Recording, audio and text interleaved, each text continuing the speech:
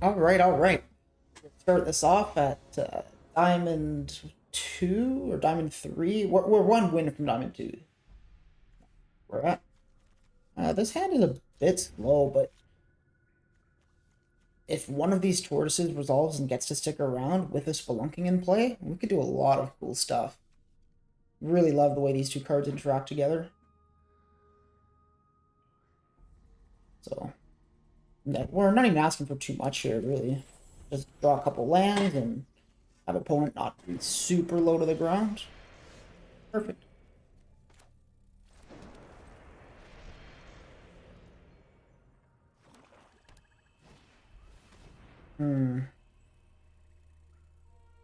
I think I just fire that off right now. He gets to look at my hand still, but he doesn't get to exile anything from it.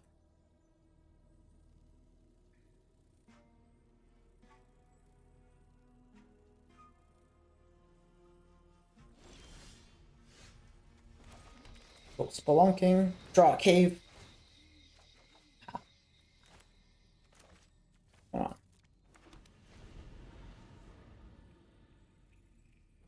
We really want to just draw lands.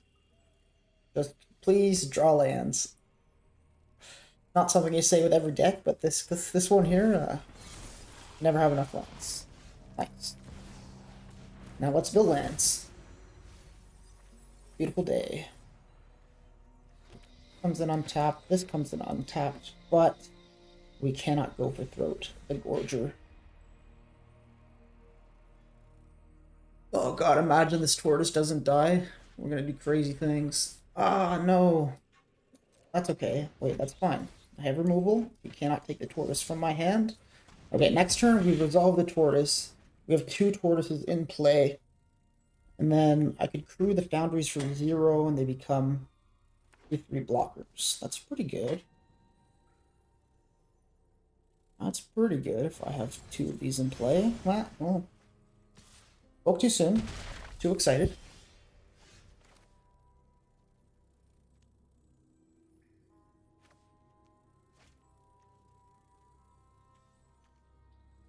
So as long as I hit a land, I'm pretty sure I could crew and attack with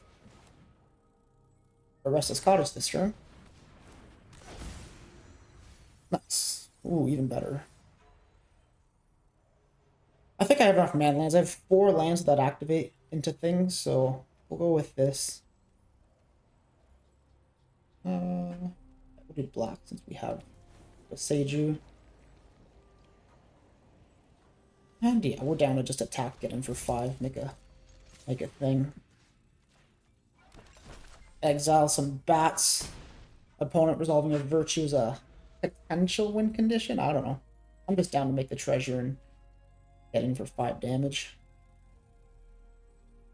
Oh, Lord Skitter would have exiled it too. Oh god, Lord Skitter would have been so much better. Wait, watch this. Watch this, dude. They're like, he has one shitty dude in play. Play the Liliana, minus it. His guy's dead. Oh, but wait. Blossoming Tortoise. Makes this guy become a manland for 1 mana. Yeah, baby. Oh, he attacks anyways? Nah. He knows better.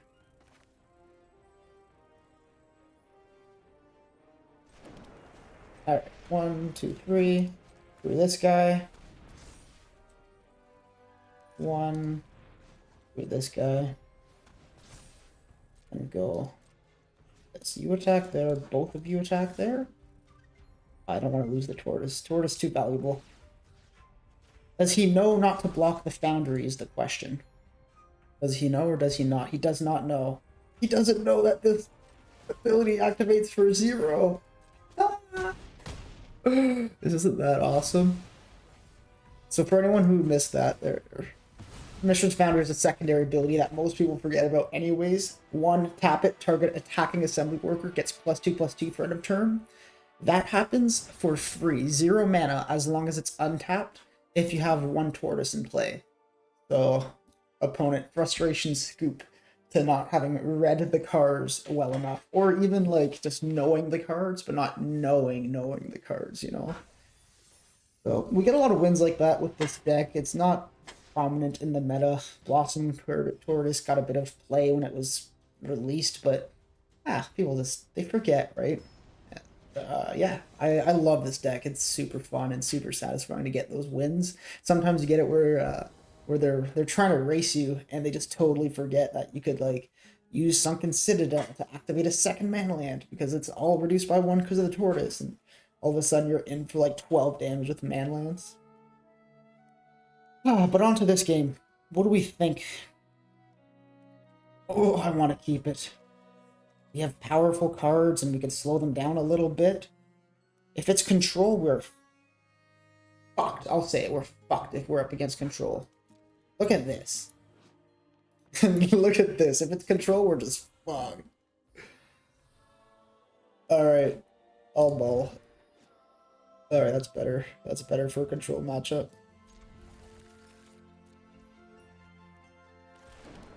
And if it's aggro with the Zoria sleeves, you have played us, brother. You have played us like a buck. Update.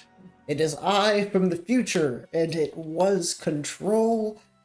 The sleeves do not lie. This man loves control.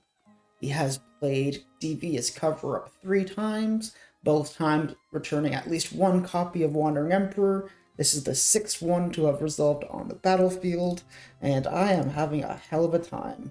He farewelled my graveyard. He cast March of Otherworldly Light on my manlands.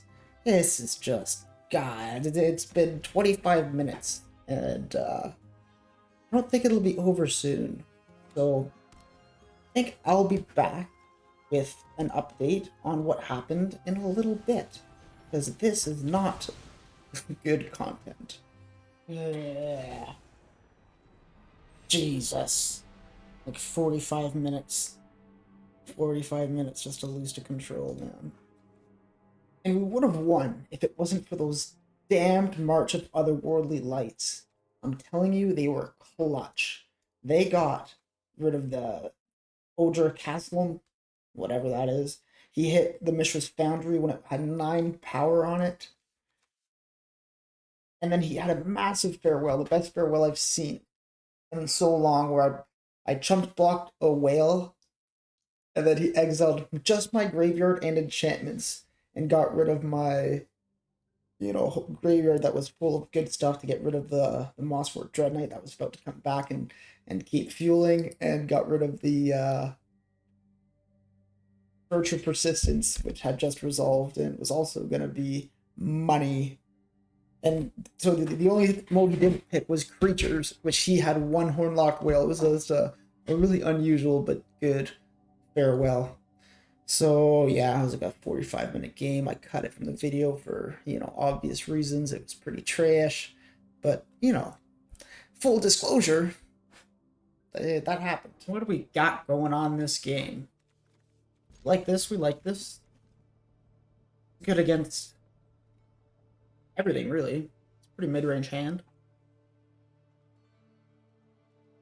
I guess we'd rather see aggro with a Virtue and a Gopher Throat. But if it's control, I mean, we're pretty happy to just go Dread Knight into starting the beatdown.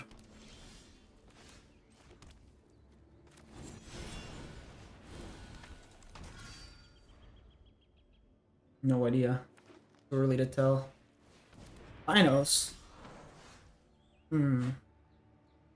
Since I have a Gopher Throat, I will let that live for a turn. Should do this after combat, but... oh well.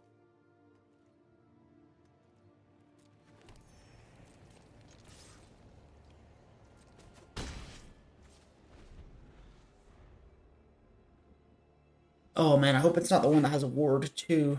That would suck. Damn it! I didn't account for this one. I was like, whatever it is, I just Gopher Throat it next turn. I don't want to waste my whole turn Gopher Throating it.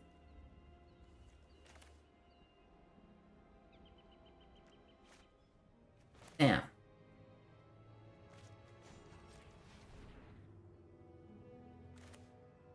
If I hit a land, it'll come in untapped to the Spelunking, and then I could get rid of it. Paleontologist. There we go. Not like that. That's...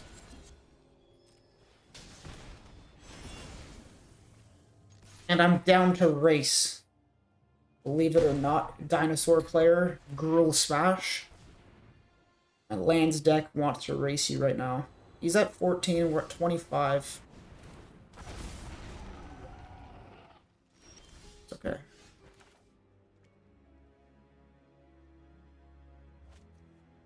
Hang on here. Can I crew this thing? I did 1, 2.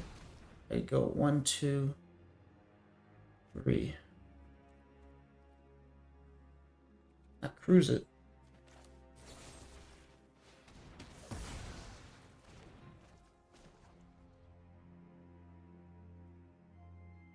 Do it.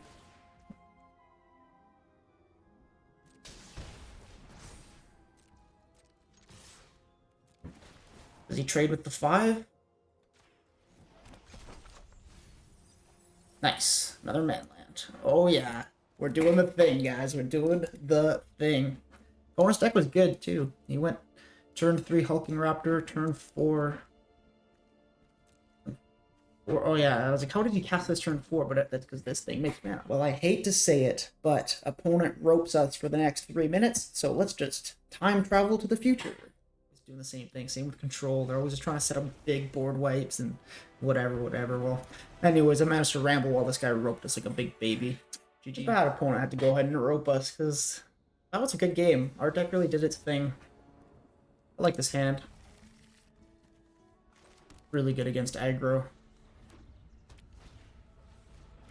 I think I just resolved the Dread Knight here, and then I start killing all his stuff. Oh, that's a good draw, too.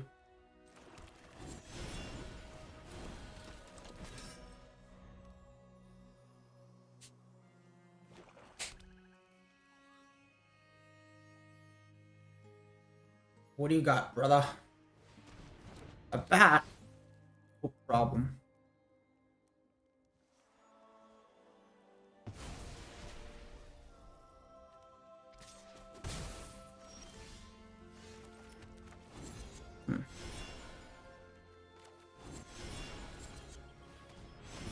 Thought about just casting a second Dread Knight, but I'll keep it secret. And then next turn, I'll probably cut down now, and the next turn I can draw a card off the Dread Knight, then cast it. Potentially.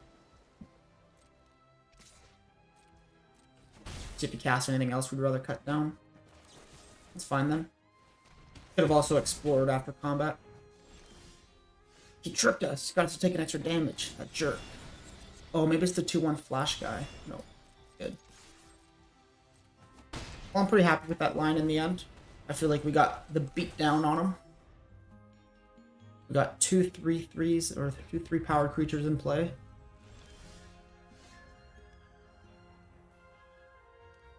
Well, I think we just attack, right? Play the land and free the cottage and attack. Kind of crazy, but what do we got to lose?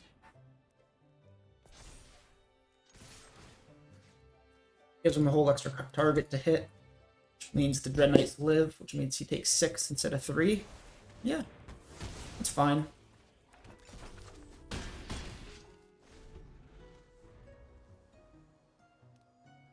Puts us a whole mana away from the Virtue of Persistence.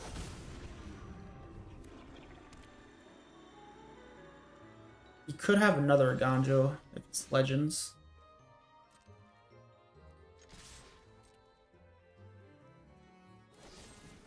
Get lost, okay. Hopefully he blocks here.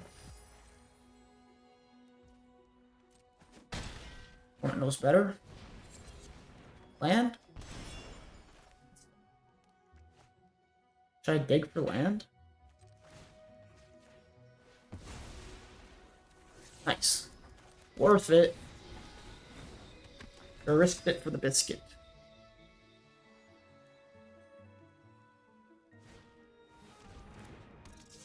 Okay. What is on 5 here? Another get lost on top.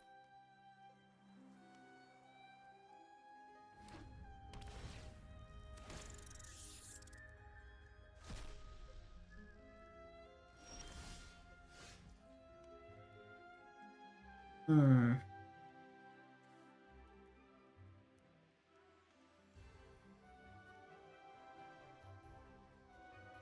Damn it. Don't think we have a way to get to lethal here. If I hit a land off, if I draw a land off Splunking, I could resolve the Tortoise this turn. The highest upside play, but the downside is not that low either. Awesome.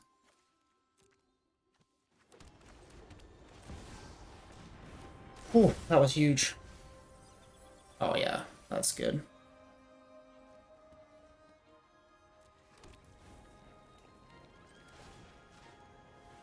On land?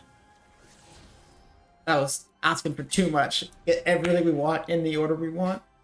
Land, then non-land.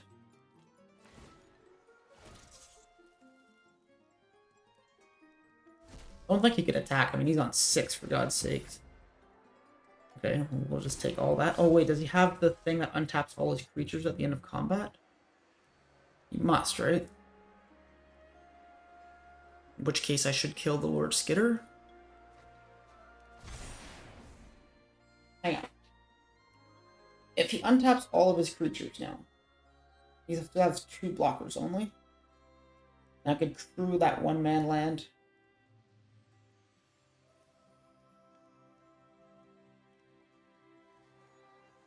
He could block my 2 biggest. He'll still take 6. We'll win. So, fuck it. No need to block anything. Assuming he plays Virtue of untap all your things. There's another reason. Could attack with all, hoping that I double block something.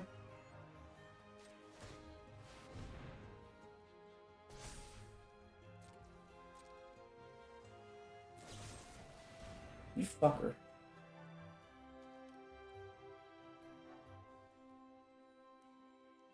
Or, there.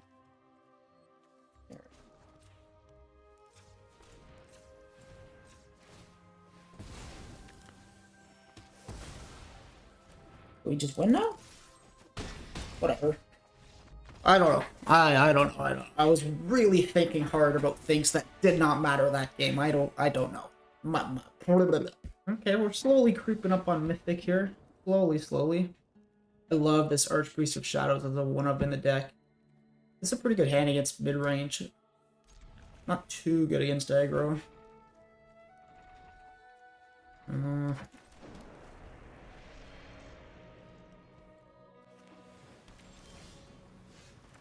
Damn.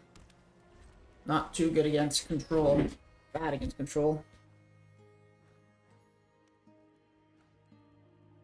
I like these sleeves and the card, whatever, gives you like 3 options. It's called Kaya's and the Lord Skitter. Cool, resolves. Awesome. Lives.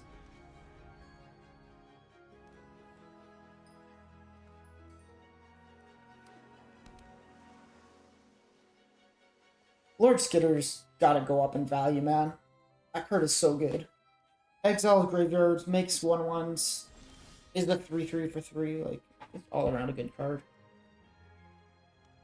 Could be a Seat of the Empire or whatever it's called. The land, a Gonjo. It is, does it matter? We're gonna be sad if we get landed. I mean, yeah, we like the Lord Skitter. Could be some other thing. I don't know. I won't attack with him.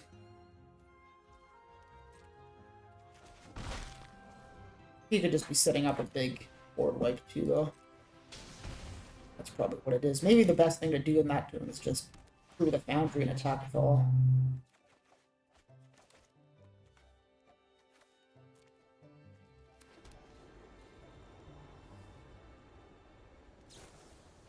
Like study. I was thinking it was like Union of the Third Path.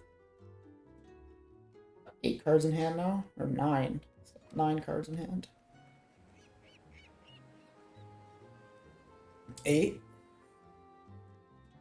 Oh man, I can't do it. I can't play another game against control right now.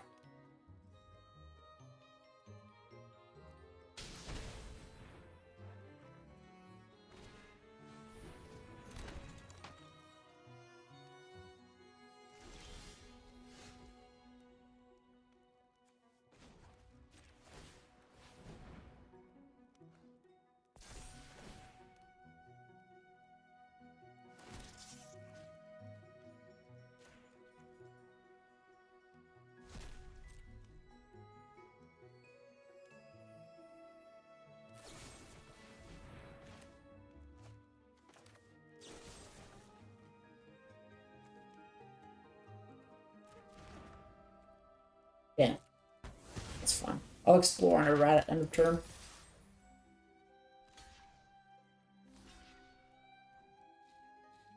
The fact that he blocks like that and not kills 2/1/1s just tells you he's got the board wipe. Then again, it's, you know, greasy control player. Of course he has the board wipe. Perfect.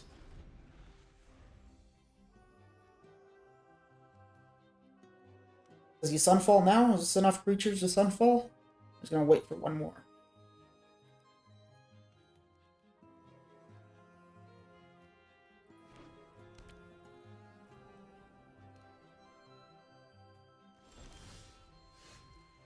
This has got to be my last game for now.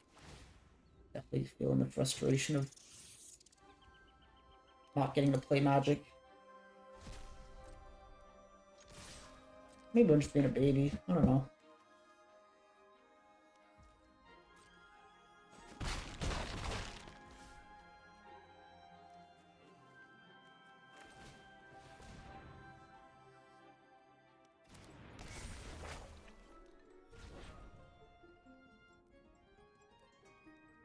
No point in casting the Ogre here.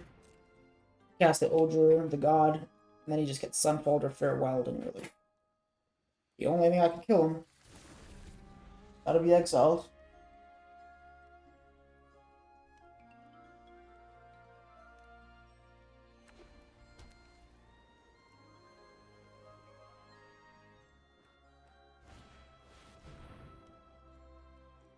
Okay. That kills 3 1/1 rats. That's not bad. Oh, and the Azusa, right. Okay.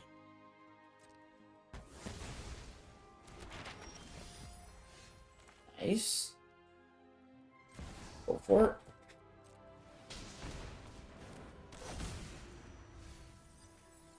Beautiful. Do I want the Mishra's Foundry instead?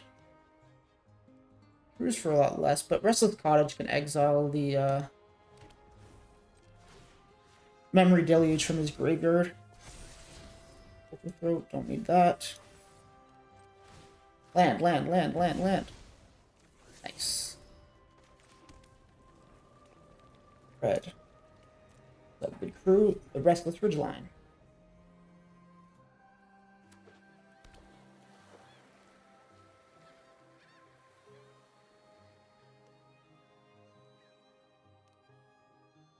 So it would be 6 mana to crew both of these. Go 1, 2, 3, 4, 5, 6.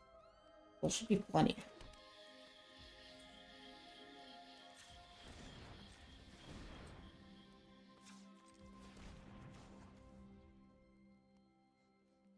Gives me 1 red mana opener. I should just crew this one first.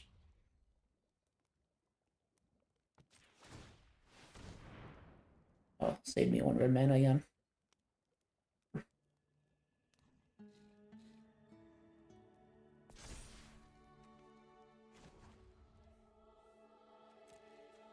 Trying to tap my activated land there.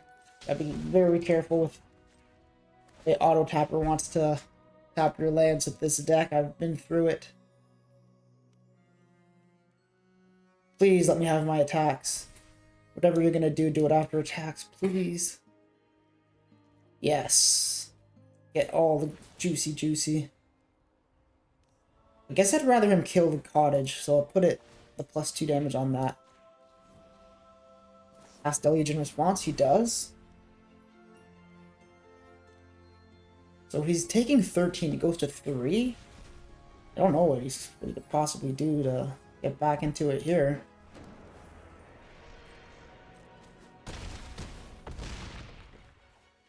Oh, it's more than that. 15 damage. I wonder if I could have squeezed out lethal somehow. I don't think so.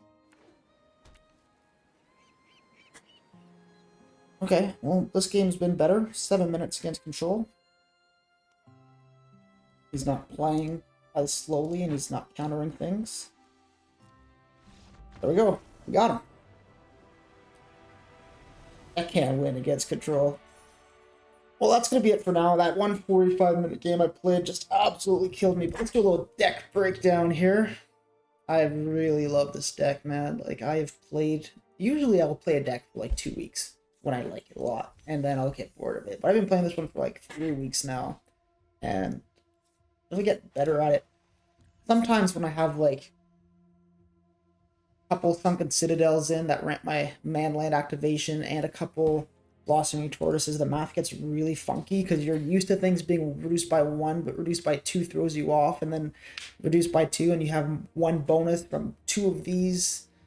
It's just weird. And then you have to think, oh yeah, I'm going to cast another Blossoming Tortoise, or during attacks, I'm going to get a trigger, which will put it in untapped because it's Spelunking, and I can use that mana to activate other things that matter, you know. Anyways, enough with the ramble. 4 Virtue of Persistence with these Azuzas. This is like our little life gain package here, and the Spelunking, the little line of text, if you put a cave on the battlefield this way you gain 4 life, is so much. 4 life is a ton against aggro. Like, it really, really helps. And then of course there's Shieldred. So we actually have what is this, 12 cards that gain us life. Really good for sustaining early. Then we have the Beating Control package. Blossoming Tortoise comes in, dies, leaves behind a land. You know, it trades 1 for 1, but it gets a land and fills your graveyard. Archpriest of Shadows. We never got to really appreciate how good it is with these 2 cards, with the Ogre and the Mossword Dread Knight. I'll have to make another video and really show this off, but the tortoise fills your graveyard. You get a Shieldred in there, or a Skitter, or other tortoises, yeah, or even either any of your creatures, which we are running 15, and they're all pretty good. The worst being the Dread Knight, and you get a Dread Knight for free, you're still happy. But the idea is, when you back up with a Death Touch counter, or Death Touch till end of turn, on a creature that has Trample, it's so powerful. Because now it's a 4/3 that if it deals any damage, it gets a card back from your graveyard. So they have to put 3 creatures, or 4 creatures in front of the Mossword Dread Knight for you to not get a creature back. Because the way that Trample Death Touch works is, of course, 1 damage is enough to kill it, so the rest tramples over. So even if they put like 2 3/3s in front of the 4/2 Death Touch, it still tramples over 2 damage, and it doesn't matter how much damage tramples over as long as it deals combat damage to a player return target creature. So really, really strong interaction as a 1-of. I have won a lot of games with this Archpriest. And then of course the removal package, you know, 3 cut downs, 4 Gopher Throats, and we're running a whopping 28 lands because that's what we want. Oh man, we can't forget the man lands. Solid 12 man lands. The red is just for the Restless Ridgeline. I really love the interaction. I did it a couple times, but I don't know if they were all in the game that I cut from the video because it was control. I would crew the Ridgeline, you know, activate it, attack with its ability, untap another creature and gets +2, untap the Foundry, that's attacking with it, and then it would get +2 and become untapped to activate its own ability, target assembling worker gets +2/+2 till end of turn. And then if you have another one of these Mishra Foundries that you just cast, or is in your, you know, land pile, not actually animated as a creature, it could also buff that one. So sometimes you end up with like a 9 powered or a 12 powered, you know, it's usually 9 or 11 powered Mishra's Foundry. So really, really fun, really, really cool. People don't see it coming, and that's just a great way to win. Quickly mention too that Azusa and Spelunking aren't just life gain package, they're part of the ramp package. And that's why we're playing 28 lands, because we really have to make sure that we have those land drops to hit and make.